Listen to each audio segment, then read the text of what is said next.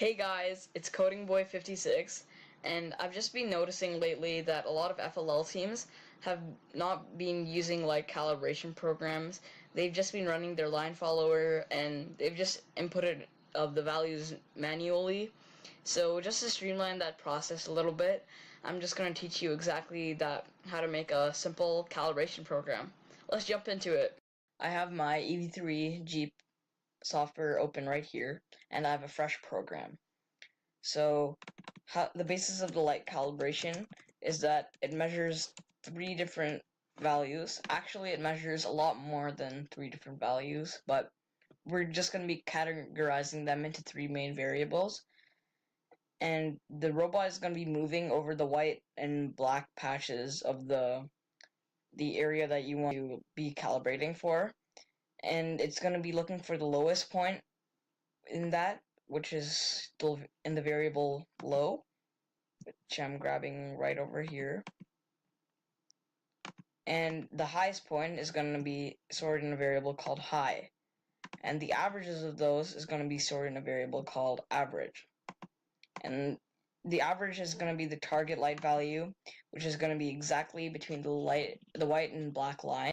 And that's what you'll be line following or line squaring, whatever you need. And if you've worked with the light sensor before, you've probably realized it measures reflected intensity and ambient light intensity. So how it measures that is it basically measures the photons, and when light is bouncing off a surface, depending on how dark or light it is, it'll absorb more photons. So for example, a black line absorbs a lot more photons than, say, a white line. So the black line will be reflecting less photons back to the sensor, and that's why it perceives it as a low value.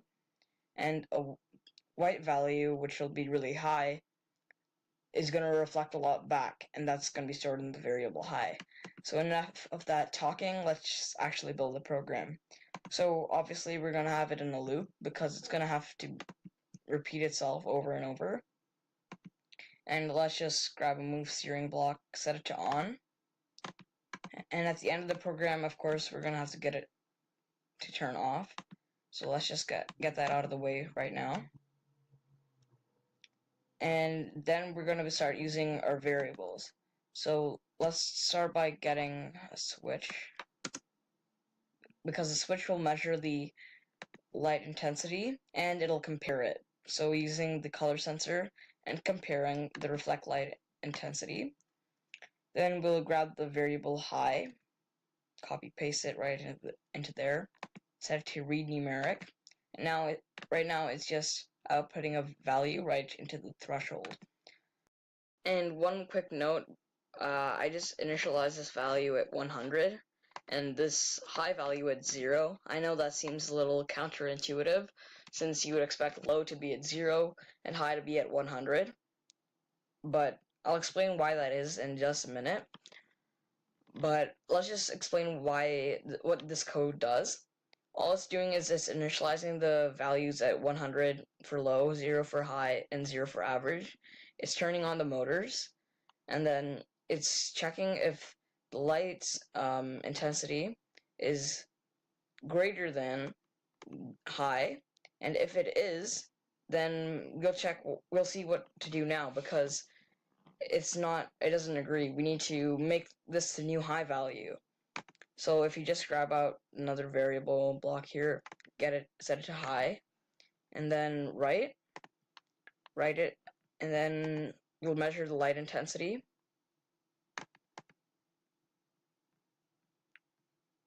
The reflected light intensity, and plug it right into there. So now let's say the high value is 0. Sorry.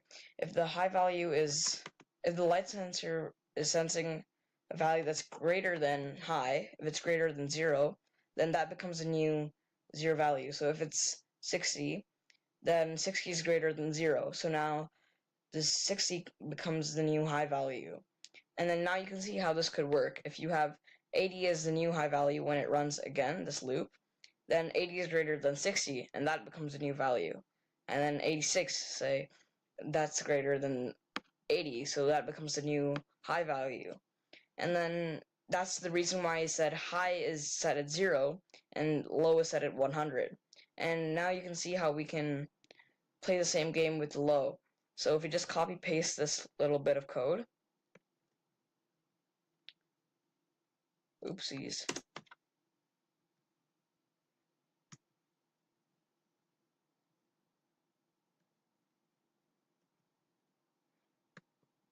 There, got it. And then set this to low, and of course switch the signs from greater than to less than. Did that right there.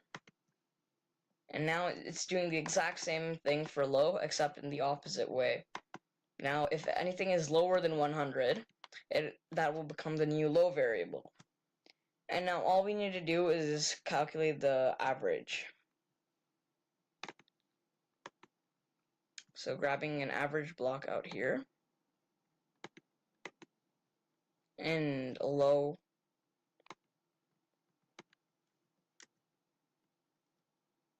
and high. So we're going to put read numeric for high and low, because that's going to be going into a math operation that we're going to grab right here. Set it to advanced because that just allows you to accomplish more operations. You can just add them together and then divide by 2 as you would normally do for averaging the values. And we can put in the formula as a plus b in brackets divided by 2, but divided by c. And we can plug that into the average value. And we found the average. Now, that's good and all, but we need a way to actually see the value. So if we grab out a display block, we can accomplish exactly that.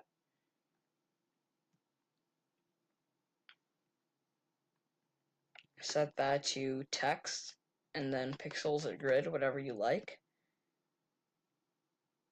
And then I'm just going to copy paste that twice. Oh, grabbed an average by accident. Yeah, copy paste that twice. And then we can plug in the values right there by setting it to wired. Now I'm just going to open the display previews right here. And then we can put them at different coordinates so you can distinguish them. This is where it's going to display the text on the grid. And if I just grab the low, put it at the lowest point on the screen, just because it's symbolic, I guess, and the high at the highest point on the screen, and then if we grab an average block and set it to read numeric instead, put it in the middle, now it's going to display all the values that we need. Now, if you're in an FLL competition and you don't have the time to manually read this out and put it into the line following or line squaring program, whatever you need, then you're gonna have to save these values in a text file. And if we go to this blue tab right here and go to file access, we can save them as different variables. Let's just call this high.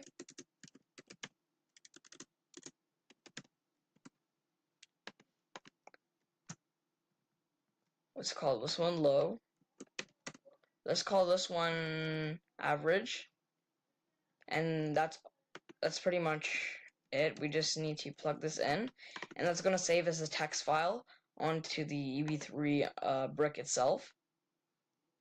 Just going to plug this, instead of read text, we're going to put it right, and it's going to automatically set it to numeric, and this high is going to go in, yeah, we can just do the same thing. You got the idea.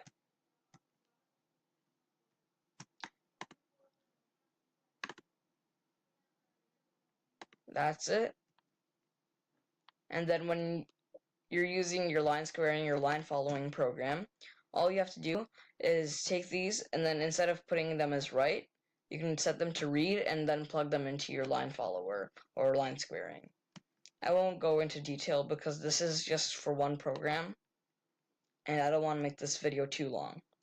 And then 2 more things to add. All we're going to do is make this clear screen true because it's going to erase the previous 2, but we don't want these last 2 as true, so set those to false, because otherwise they're going to just erase the values, and we don't want that. And the last thing is that at the end of this, you should put a wait block, and then set it to whatever you like. I'll just set it to time, and then 5 seconds should do the trick. All that's going to do is enable the program to be on long enough so that way we can read the values off the screen.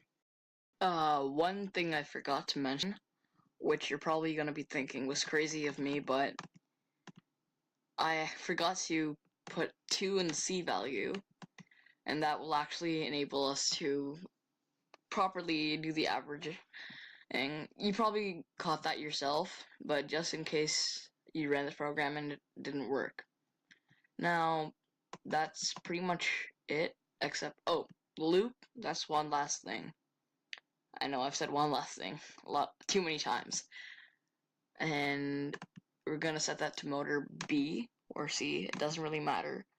It's just gonna end this loop when it's completed a certain amount of degrees. I think 300 degrees should be enough. I'm gonna set that to more than, greater than, which is 2. So it's gonna keep on running this until the B motor has gone 300 degrees, or maybe 400. Yeah, that's the best. And that's everything you need to know about the program. Let's see how it actually works. So here's my light calibration. I've just got my robot here. It's going to drive over the white and black portions of the line. It's going to detect the highest part, the lowest part, and the exact target right in the middle. That's where the robot will be normally line following. And let's see how it works in action. Just going to download.